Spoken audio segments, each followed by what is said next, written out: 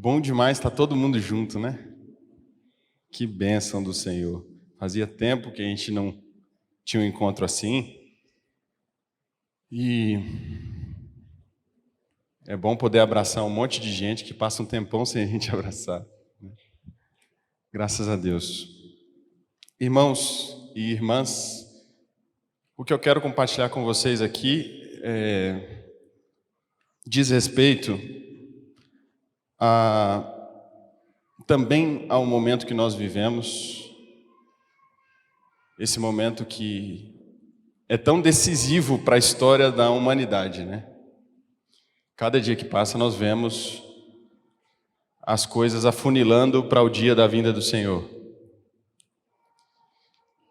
E a palavra de Deus, o nosso Deus, nosso Senhor, jamais, em nenhum momento da história, nos deixou sem alertas, sem nos prever o que estava por acontecer. Deus sempre prepara o povo dele. O Senhor sempre nos diz o que nós precisamos fazer. É assim na história toda das Escrituras. E não vai ser diferente, e não está sendo diferente no tempo que nós estamos vivendo. Nosso Pai, nosso bom pastor, continua cuidando do seu rebanho. Continua cuidando das suas ovelhas. E Ele nos prepara para os dias que virão. Ele tem nos preparado.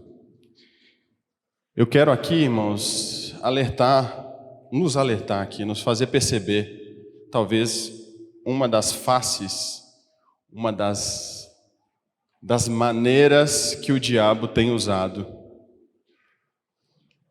para nos atormentar, para nos tornar um povo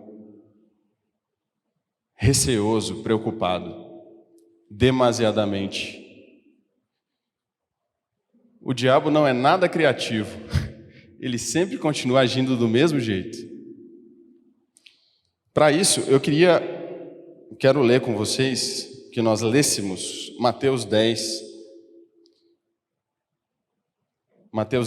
do versículo 24 ao versículo 33.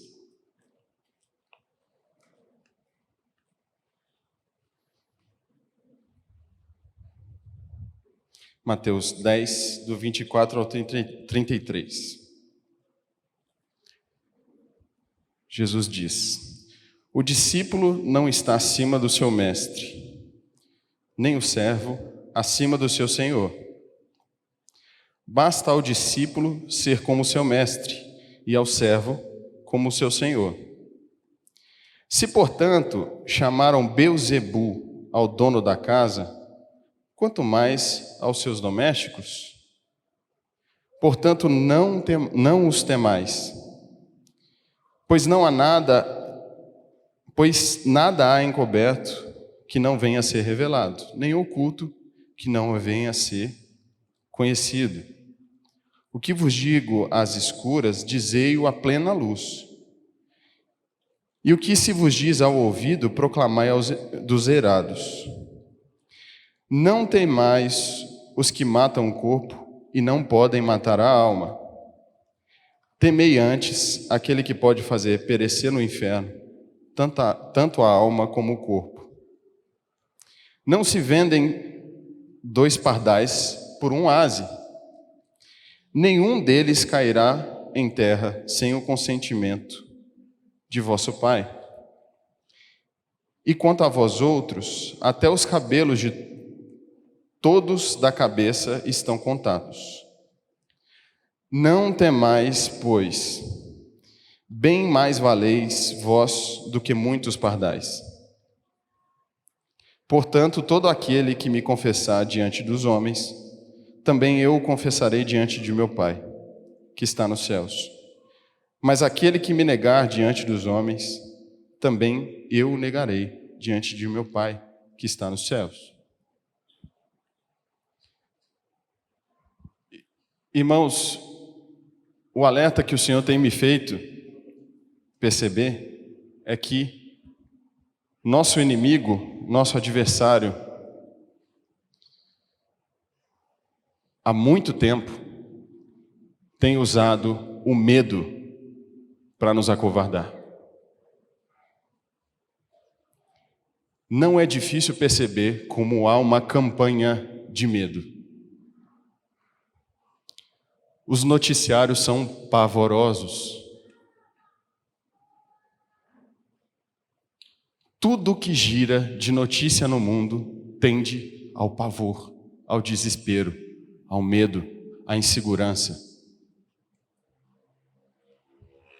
Quem mora em condomínio aí, que já experimentou ficar um dia no grupo do condomínio, sabe como as pessoas estão apavoradas. Eu me lembro que há muito tempo atrás, no grupo lá do condomínio que a gente morava, alguém me botou lá dentro e era impressionante como as pessoas ficavam apavoradas com nada. Um carro qualquer parava 5 minutos na casa de alguém e o pessoal já começava: de quem é esse carro? Um carro suspeito. Será que... O que isso expõe, gente? Expõe um estado de pavor, de medo, de insegurança. E um povo cheio de medo é muito facilmente manipulado. Pessoas que estão com medo até param de pensar racionalmente. Eu quero falar de algumas coisas aqui que o medo nos traz. Tem um medo que é absolutamente necessário e saudável, que todo mundo tem que ter. É o medo do Papai do Céu. O temor, o medo de Deus. Jesus aqui elenca 3 momentos, 3 trechos desse texto que a gente leu, que ele repete: não temam, não tenha medo disso, não tenha medo disso também, não tenha medo daquilo, mas tem uma coisa que ele nos manda temer: nosso Senhor, temer a Deus. O primeiro medo que Jesus, o primeiro não temas do texto, diz respeito ao nosso nome, à nossa reputação. Jesus está dizendo: se chamaram de Beelzebu o dono da casa, quanto mais os seus servos. Você teme pelo seu nome? Você teme pela sua reputação? Você teme por ser mal visto? Você teme pelo seu nome ser mal falado?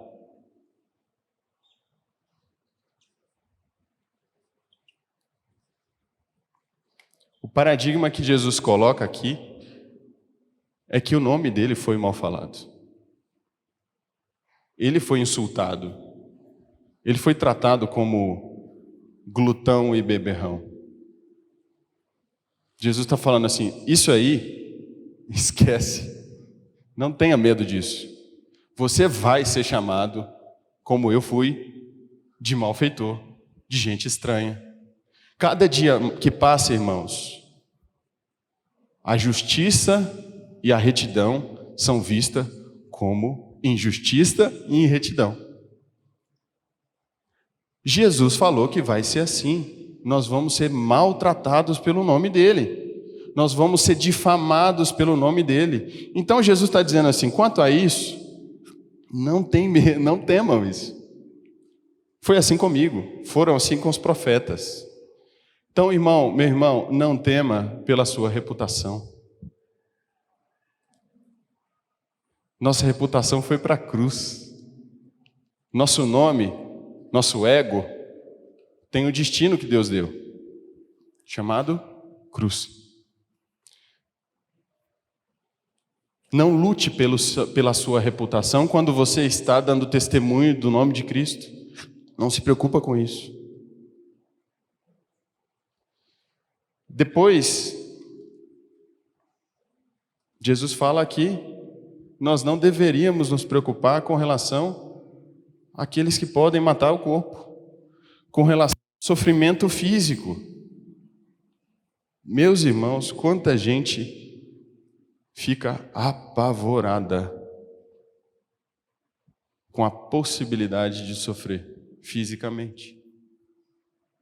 Eu não estou dizendo, irmãos, que a gente não tenha medos de sofrer. Só que uma sensação que tudo gira em torno daquilo. Jesus está falando de perseguição aqui. Não tema aos que podem causar mal ao corpo de vocês. Para não ter isso, o que você faz? Você troca esse temor, esse medo infrutífero, pelo temor a Deus.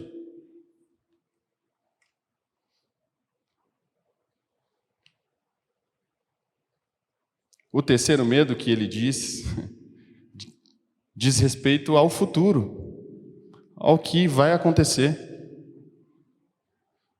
E aí Jesus apela para que a gente perceba o tamanho que Deus tem. Quando Jesus diz, não andeis ansiosos por coisa alguma, o que é ansiedade? Ansiedade é medo.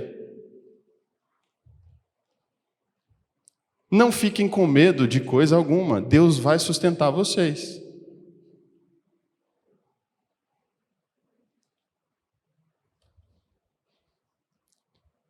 Esse medo, como é que Jesus combate ele?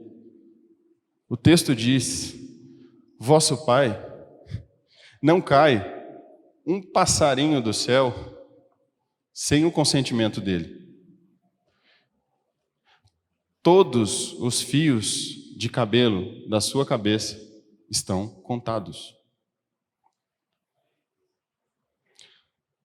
Jesus nos mostra a grandeza e o poder que o Pai tem.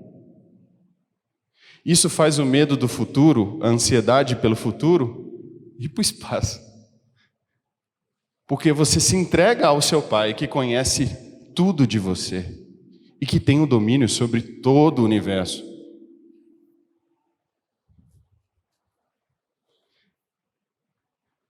Eu quero, um pouco mais à frente, mostrar uma comparação de mentes que estavam cobertas de medo e de pavor e de uma mente que não estava assim. Que atitude as pessoas tiveram? Mas antes disso, eu quero pontuar, irmãos, pelo menos 3 efeitos que esse medo exagerado, esse pavor tem. Antes disso, eu quero novamente alertar, irmãos, vocês. O diabo gosta de se mostrar grande. Ele gosta de assustar.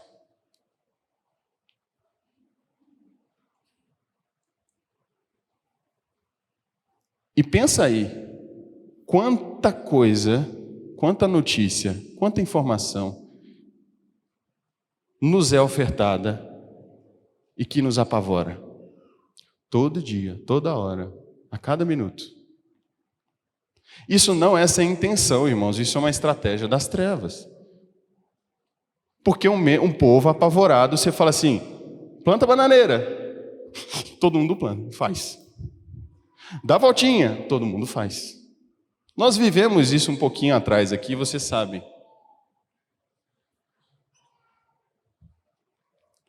O medo, irmãos, o medo paralisa as pessoas.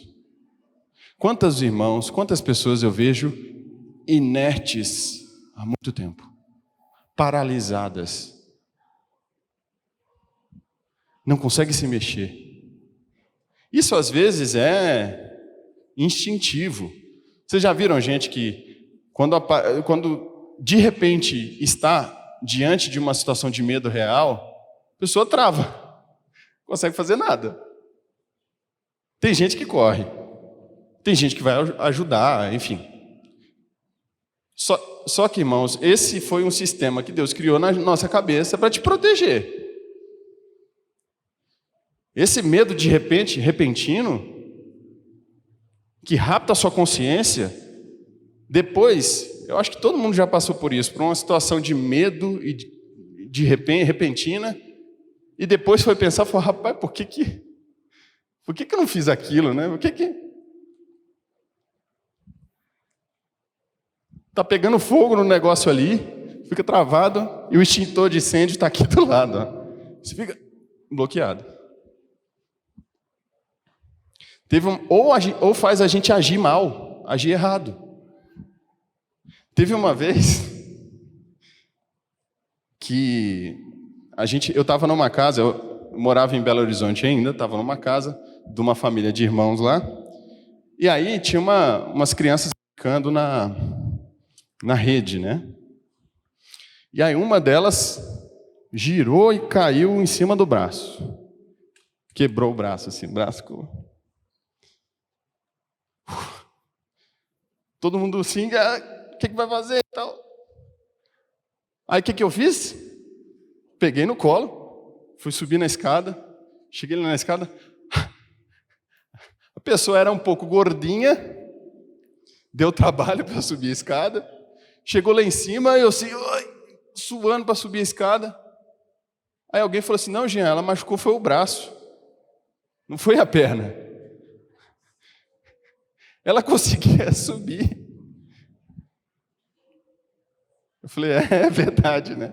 Eu podia ter ajudado ela a subir a escada mais rapidamente, mais eficientemente, se ela tivesse ido a pé. Mas esse pavor faz a gente agir mal, tomar atitudes erradas. O medo paralisa muita gente, irmãos. Você fica acuado. Você fica sem agir. Será que a gente não está pregando o evangelho por medo do que vai acontecer?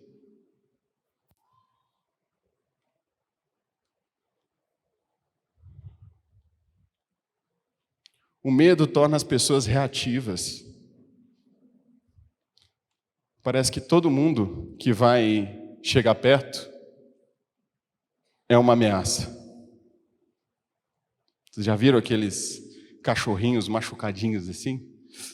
Tremendo de medo. E alguém vai botar a mão para cuidar dele, para levar ele para cuidar. Ele fica... morde, ataca, porque ele não sabe o que vai vir ali. Ele está morrendo de medo. Talvez o que está vindo é a cura dele. Irmãos e irmãs, quem tem a mente coberta de medo, reage mal com os relacionamentos.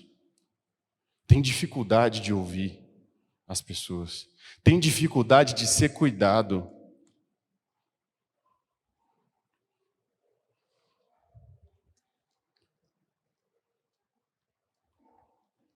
E por fim, irmãos, acho que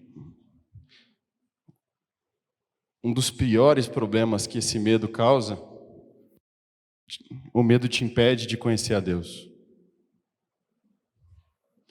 Porque você está tão ocupado com as suas próprias coisas, com você mesmo, com a sua dor, com o seu sofrimento, com o que vai acontecer, que você deixa de olhar para o céu.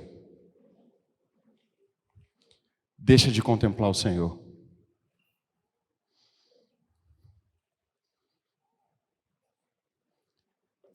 Quanto mais você conhecer a Deus, mais você vai temer Ele. Isso é um fato. Duas comparações que eu faço, que são de coisas que foram criadas, mas vocês já viram... Bom, acho que todo mundo aqui já teve a oportunidade de ir para o mar. O mar pode ser uma delícia, uma maravilha. Lá no Nordeste, então, é uma coisa maravilhosa. Mar calminho, lindo. Ou vocês já viram aquele cargueiro, navio cargueiro, no meio da tempestade? No meio do mar? O mar é um negócio pavoroso. Você não tem controle nenhum sobre nada ali, em alto mar. Quanto mais você conhece o mar, quanto mais você aproxima e entende o tamanho daquilo, mais respeito e temor você tem pelo mar.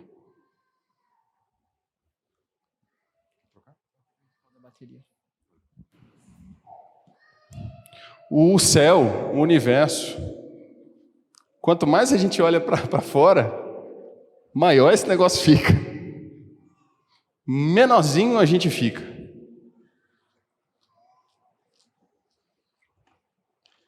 Irmãos e irmãs, o diabo continua tentando nos apavorar, nos deixar morrendo de medo, para que a gente não se mova, para que a gente não se porte de maneira corajosa.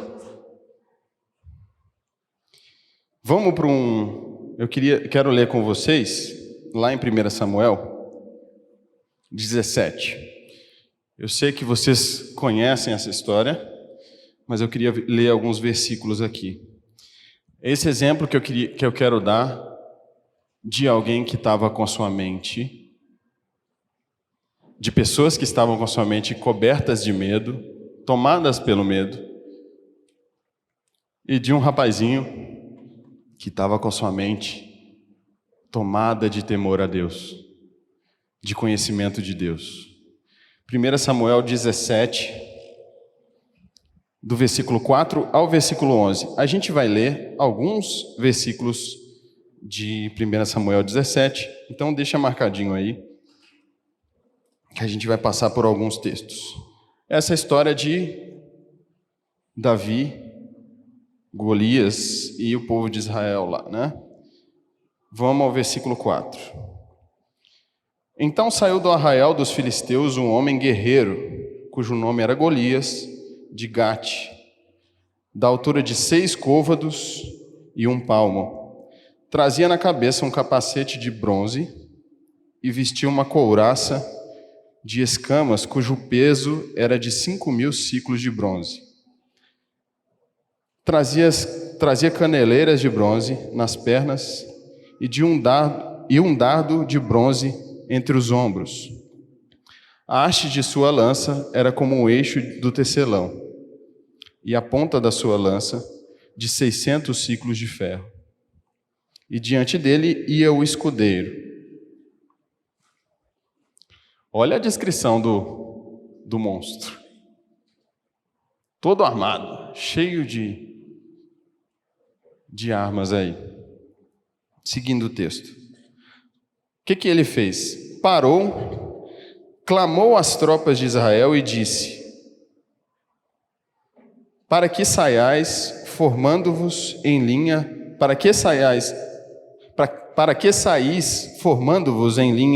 de batalha?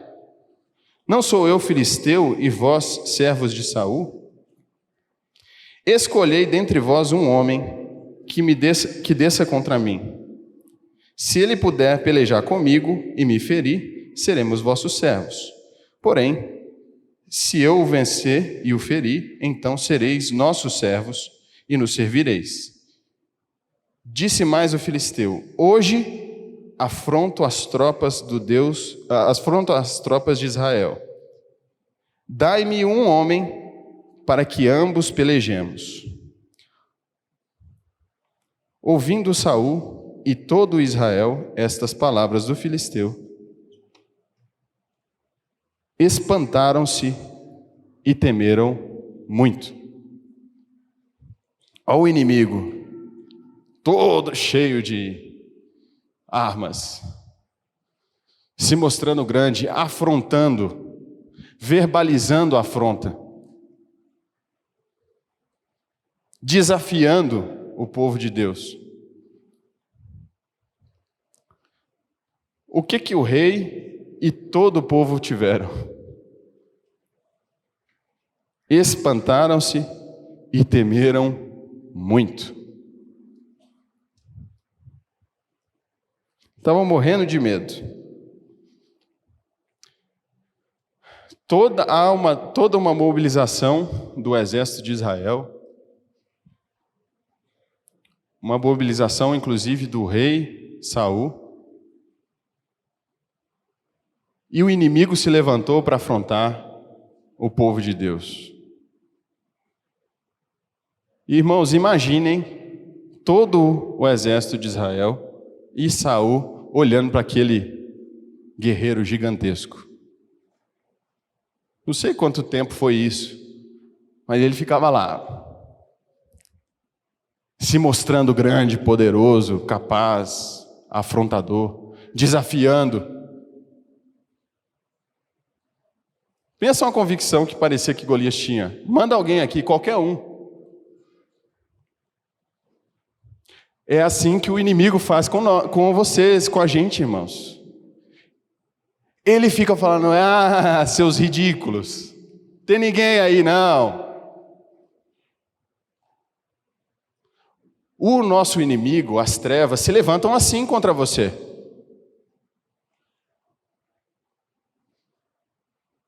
Ele está interessadíssimo que você fique como Saul e Israel ficaram, morrendo de medo. Toca procurar alguém lá para enfrentar o Golias. E o rei prometeu uns negócios bons lá, viu?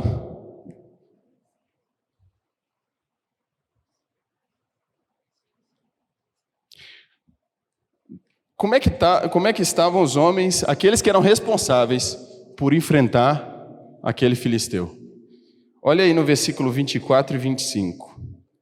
Todos os israelitas, vendo aquele homem, fugiam de diante dele e temiam grandemente e diziam uns aos outros: vistes aquele homem que subiu? Pois subiu para afrontar Israel. E quem o matar, o rei cumulará de grandes riquezas e lhe dará por mulher a filha. E a casa de seu pai isentará de impostos em Israel. Já estava rolando um bochicho, rodando ali a conversa lá. Vocês viram o cara que subiu? Rapaz, é grande, hein? Todo mundo apavorado, morrendo de medo daquele homem. O rei prometeu a filha, para quem o vencesse, e imposto zero. Nunca mais a casa de seu pai paga imposto. Para achar alguém, um corajoso que desafiasse aquele homem. E, irmãos, Davi tinha seus irmãos, os irmãos mais velhos se apresentam, estavam lá, deviam estar na reservista, né? Se apresentam para lutar. E Davi vai lá, ordenado pelo seu pai, era o filho mais novo dos filhos de Jessé, ele vai levar alimento para os irmãos que iam lutar contra o tal do Golias. Mas, irmãos, me espanta ver alguém que não estava lá dando atenção indevida para aquele filisteu grandão, forte, poderoso, e estava olhando para o Deus Todo-Poderoso. Olha aí no versículo 26. Como é que estava Davi nessa situação toda? O rei apavorado, o exército apavorado, todos os moradores de Israel morrendo de medo. E como é que estava o Davi? Versículo 26. Então falou Davi aos homens que estavam consigo, dizendo: que farão aquele homem que ferir esse filisteu e tirar a afronta sobre Israel? Qual que era a promessa mesmo? O que o rei prometeu? Na sequência ele faz outra pergunta. Quem é, pois, esse incircunciso filisteu para afrontar os exércitos do Deus vivo? Vocês percebem que toda vez que Golias afronta a Israel, ou o exército de Israel, em nenhum momento está mencionado que esse é o exército do Deus vivo. Mas Davi sabia disso. Ele não está afrontando a nação de Israel. Ele está afrontando meu pai. Quem ele acha que ele é? Eu conheço meu pai. Ele é maluco? Isso ofendeu diretamente o Filho de Deus.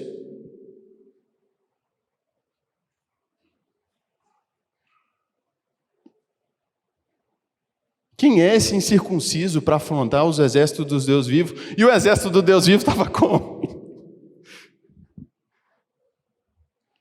Morrendo de medo.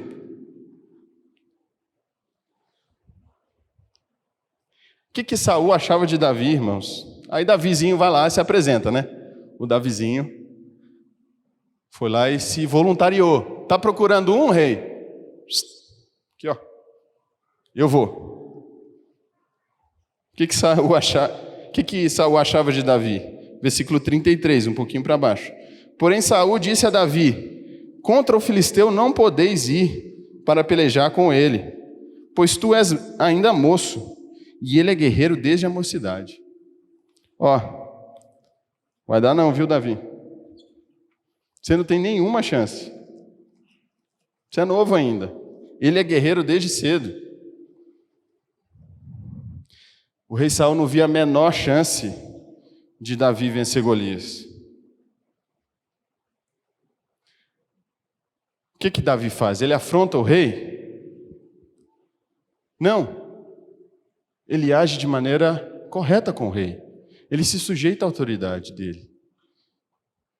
E olha a resposta de Davi ao rei Saul. Versículo 34 até o 36.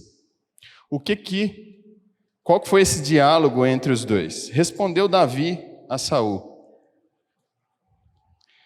teu servo apacentava as ovelhas de seu pai, quando veio um leão e um urso, e tomou um cordeiro do rebanho. Eu saí após ele e o feri, e livrei o cordeiro da sua boca. Levantando-se ele contra mim, agarrei-o pela barba e o feri e o matei. O teu servo matou tanto o leão como o urso. Esse incircunciso filisteu será como um deles. Portanto, afrontou os exércitos dos Deus vivo. Disse mais Davi. Irmãos, notem aqui. Olha o que Davi diz mais a Saul. O Senhor me livrou das garras do leão e do urso. Ele me livrará das mãos desse filisteu. Davi confiava nas artes marciais? Davi confiava na sua estatura? Não dava, né? Porque era pequeno. Davi confiava nas armas, no escudo, na vestimenta que Saul tinha para ele. Ele confiava em quem?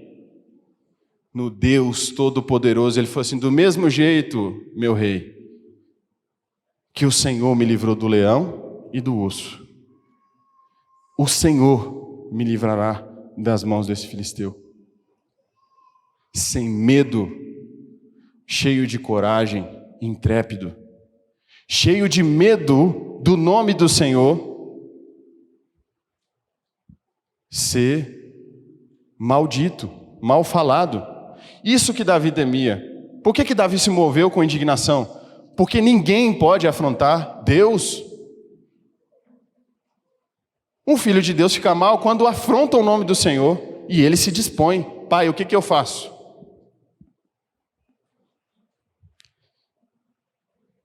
Aí Saul falou: vai-te, o Senhor é contigo. Eu não sei se Saul estava muito convicto, não. Não tem tu? Já que não veio ninguém, vai lá. Mas Davi estava. Como Golias via Davi, irmãos? Os irmãos de Davi viam ele como um qualquer. O rei olhou para ele e falou: complicado. E quando ele se apresenta diante de Davi, como é que Davi via diante de Golias, como Golias via Davi? Olha aí no versículo 42 até o 44. Olhando o filisteu e vendo Davi, o desprezou, portanto era moço, ruivo e de boa aparência. Disse o filisteu a Davi: olha o que Golias falou com Davi. Sou eu, acaso um cão? para virdes a mim com paus? E pelos seus deuses amaldiçoou o filisteu a Davi. Disse mais o filisteu a Davi: vem a mim e darei a tua carne às aves do céu e às bestas feras do campo. Olha o desprezo de Golias a Davi. Sabe quanto isso abalou a confiança de Davi no Senhor? Nada. Ele sabia no Deus em quem ele cria. Quanta intrepidez e quanta confiança, irmãos. Quanta disposição. Quanta fé. Esse mesmo Davi, eu não sei se foi nessa época, né? Mas ele escreve salmos dizendo: minha alma engrandece ao Senhor. Meu espírito se alegra em Deus, meu Salvador. Pois com poder tem feito grandes coisas. Ele conhecia o pai dele, ele sabia o que o pai fazia. E é essa contemplação de Deus que encheu aquele rapazinho de intrepidez, de confiança. A gente sabe o final da história.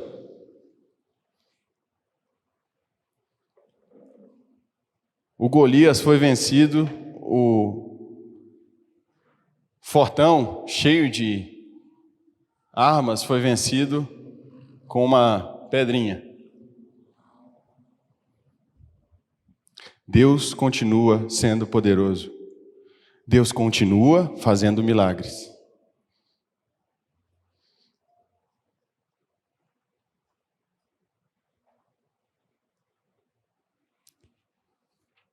Irmãos, eu estou usando esse exemplo e nós poderíamos olhar para dezenas de outros exemplos que nos norteiam a fazer o que nós devemos fazer. Nós somos fracos, nós somos pó, nós somos temporais, nós somos pequenos. Nós não conseguimos tornar um fio de cabelo branco ou preto. Tem gente que tenta, vai lá e pinta, mas depois fica branco de novo. Nossa vida não está sobre nossas mãos. Quando eu estive na Angola, lá com o Eliseu e tal, teve uma situação que eu fiquei com muito medo, porque uma das irmãzinhas lá apanhou muito do pai porque se converteu, tomou uma surra e foi presa, ficou presa. O exército prendeu ela, imagina. Aí o Eliseu levantou lá e falou assim: bora lá buscar ela. Eu? Ir lá buscar ela? Ele, bora. Ah, rapaz. Vamos. Saímos, irmão, fomos lá buscar a menina. Entramos nos becos, porque naquela época quem fazia a polícia da Angola era o exército. Os caras bêbados, tudo maluco. E fomos entrando nos bequinhos assim lá no quartel do exército, fomos entrando. Eu falei, rapaz, agora é agora. E o negão na frente, meu amigo, indo embora. Aí me falou uma coisa, falou assim: Jean, um filho de Deus é imortal até que Deus queira. Se você está fazendo a vontade de Deus, se você está vivendo para Deus, para a glória de Deus, fica tranquilo, você não vai morrer de véspera. Quantas vezes Jesus foi ameaçado? Quantas vezes falou assim: agora vai. E não era a hora dele. Mas quando chegou a hora, ele falou: agora é a hora. Eu confesso que melhorou um pouquinho o meu medo. Não foi muito. Mas, irmão, nós fomos lá dentro. Conversamos com não sei o que era lá, o responsável pela carceragem. Eliseu sentou e bateu na mesa e falou assim: eu não saio daqui sem ela. Nós vamos levar ela embora. E eu lá, Isso aí. Vamos levar ela embora. E sabe o que aconteceu? Ele abriu o cárcere, devolveu ela pra gente e nós fomos embora.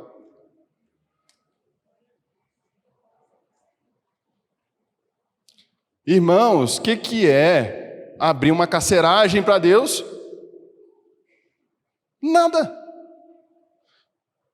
Deus já abriu o mar vermelho, Deus já multiplicou pão, Deus já ressuscitou morto. O que é abrir uma carceragem para o Senhor? Nada. Mas, irmãos, percebam que o medo te tira desse lugar de experimentar a soberania de Deus. Porque se fosse por mim, eu ia ficar lá, Senhor, liberta minha irmã. O negão levantou, meu amigo, e foi. Eu falei, vamos embora.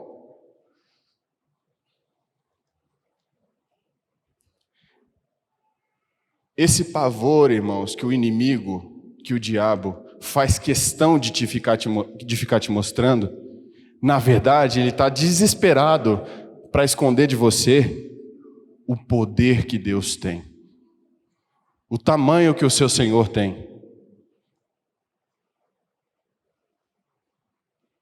Quanto tempo você dedica em ficar olhando para Ele, para o seu Pai Todo-Poderoso, ficar espantado com o poder dele? Davi ficava lá. Esses dias a gente viajou, eu e a Lívia, e a gente foi para um lugar que tinha bastante montanha. Rapaz, teve uma hora que a gente sentou assim e ficou só olhando. Falei, Pai, como o Senhor é grande, quanto poder, quanta maravilha. Um monte de animal, de montanha, de planta, de trilha, de caminho, tudo ali glorificava e exaltava Jesus, e a gente ficou assim, eita, ele é grandão mesmo, hein? É fazer isso, contemplar Deus, que te enche de coragem para fazer a vontade dele. Rompa o medo, irmãos, que te bloqueia de conhecer seu Pai. E vá aos pés dele para conhecê-lo. Vocês vão ser cheios de intrepidez. Vocês acham que foi com covardia que Estevão enfrentou aqueles homens lá para falar do Novo Testamento? O fim de Estevão foi diferente do fim de Davi. Mas havia pavor e desespero? Havia poder de Deus. Pedro se levanta e anuncia que aqueles homens tinham matado o Filho de Deus, morrendo de medo. Antes era. Não. Irmão, meu irmão e minha irmã, isso está disponível a você. Para de ficar olhando para o poder do inimigo e começa a olhar. Para de olhar para as ameaças. Irmãos, nós somos constantemente ameaçados. Há muitas ameaças. Todo pai que faz homeschool aqui sabe o que é isso. Aí é ameaça para todo canto.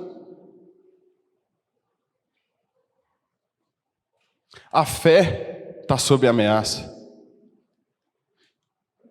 E vai piorar. Mas onde é que estão os Davis? Que estão pouco ocupados. Eles não estão alienados. Não é que eles não estão conhecendo o que está acontecendo. Eles sabem do fato. Mas eles não estão cooptados pelo medo. O meu convite, irmãos, a vocês, a todos nós aqui, é que você mergulhe em conhecer o poder do seu Pai, do Deus Todo-Poderoso, do Senhor dos Exércitos. Para de se preocupar com a sua vida, o Senhor sabe do que você precisa. Ele sabe do que você precisa, Ele sabe que você é pó. Problema nenhum, irmãos, da gente depositar diante do Senhor as nossas inquietações. Mas a vida de um filho de Deus está para além das suas próprias necessidades. Um bebezinho, ele só pede. Ele precisa. O bebê pede. Aí quando vai crescendo, ele começa a fazer, ele começa a interagir com o pai. Quando fica jovem, adolescente, ele está interessado no que o pai gosta, o que o pai quer. Como é que eu posso agradar meu pai? O que eu posso fazer para ele? Irmãos, que o Senhor nos ajude a romper com esse medo que está implantado em toda a sociedade. O WhatsApp faz um grande serviço a isso. Quantos aqui nunca receberam uma mensagem encaminhada que o Senhor lia e falou assim: rapaz, agora é Apocalipse. Já era, ó. Isso não é sem propósito. É para todo mundo ficar assim, ó.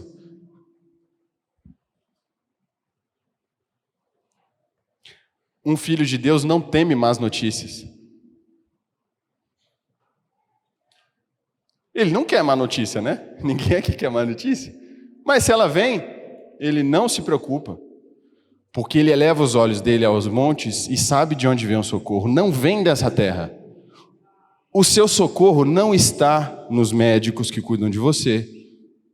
O seu sustento não está na sua conta bancária, meu irmão.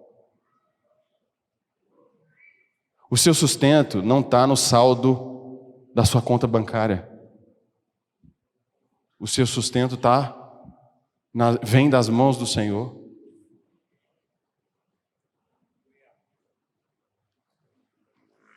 Vamos ler uns textos aqui?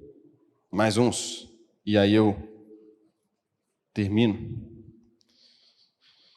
Abre aí comigo em Isaías 40. Vamos contemplar esse Senhor Deus Todo-Poderoso um pouquinho, lendo esse texto.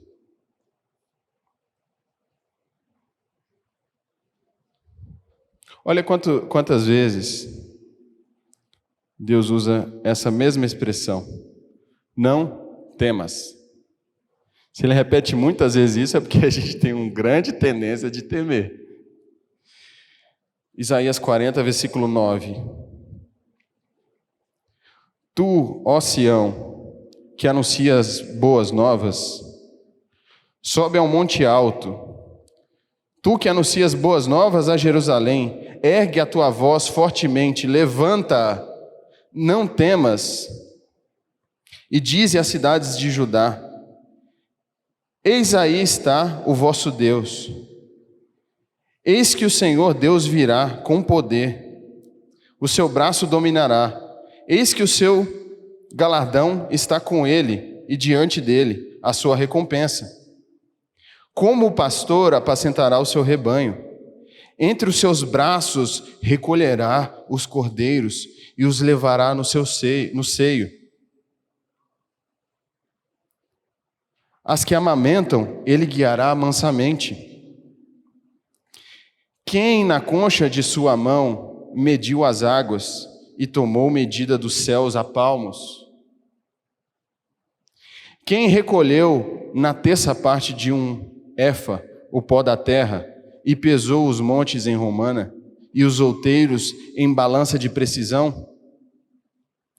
Quem guiou o Espírito do Senhor? Ou como seu conselheiro o ensinou? Com quem tomou ele conselho para que lhe desse compreensão? Quem o instruiu na vereda do juízo e quem ensinou sabedoria lhe mostrou o caminho de entendimento?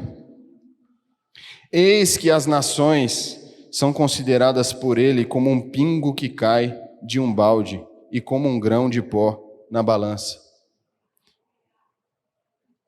As ilhas são como o pó fino que se levanta. Nem todo o Líbano basta para queimar, nem os seus animais para o holocausto. Todas as nações são perante ele como coisa que não é nada.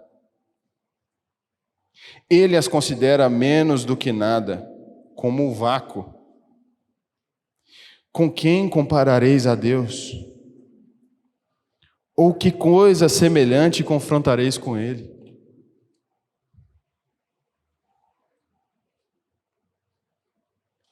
Nós poderíamos ler todo esse capítulo 40, ou 41 também. Não temam.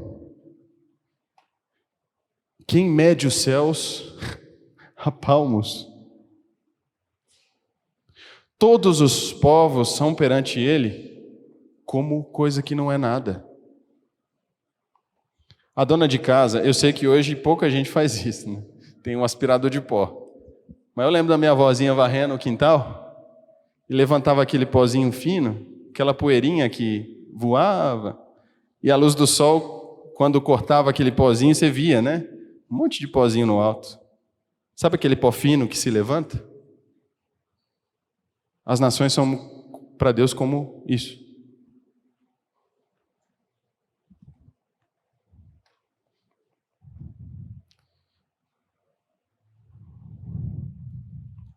Olha o versículo 10.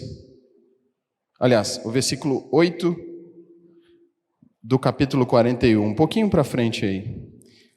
Vamos ler do 8 ao 10. Mas tu, ó Israel, servo meu, tu, Jacó, a quem elegi, descendente de Abraão, meu amigo, tu a quem tomei das extremidades da terra e chamei dos seus cantos mais remotos, e a quem disse, tu és meu servo, eu te escolhi, não te rejeitei. Não temas, porque eu sou contigo. Não te assombres, porque eu sou teu Deus. Eu te fortaleço, te ajudo e te sustento com minha destra fiel. Quem está garantindo para você, meu irmão, a sua garantia, não é da polícia militar, não é de um governante, não é do exército brasileiro, que está falando, fica tranquilo, você está seguro.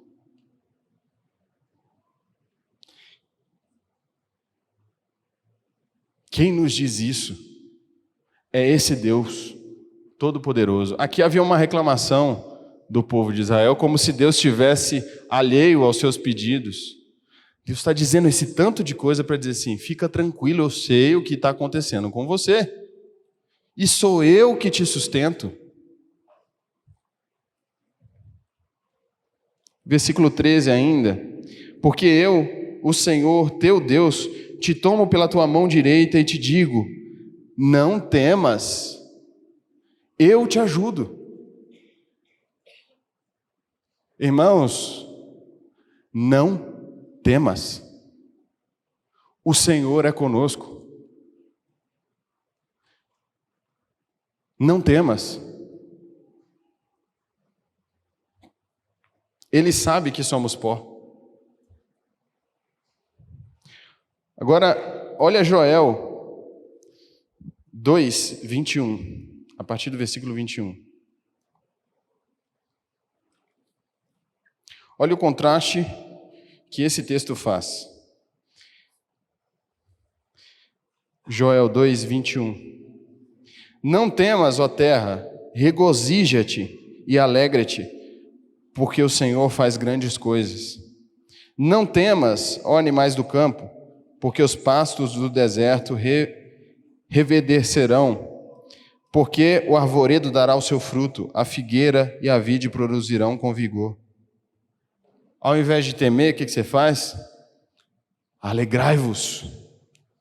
Pois, filhos de Sião, regozijai-vos no Senhor, vosso Deus, porque Ele dará justa medida à chuva, fará descer como outrora a chuva temporã e a chuva serôdia. As eiras se encherão de trigo e os lagares transbordaram de vinho e de óleo. Ao invés de temer, o Senhor está dizendo, se alegra, regozija. Irmãos, qualquer um que fica contemplando o Senhor, o seu poder, a sua majestade, a sua glória, o seu cuidado. Você está respirando hoje. Você é alvo da bondade de Deus. Tudo que tem fôlego de vida, louve ao Senhor. Você já tem razão para louvar ao Senhor se você ainda tem fôlego de vida.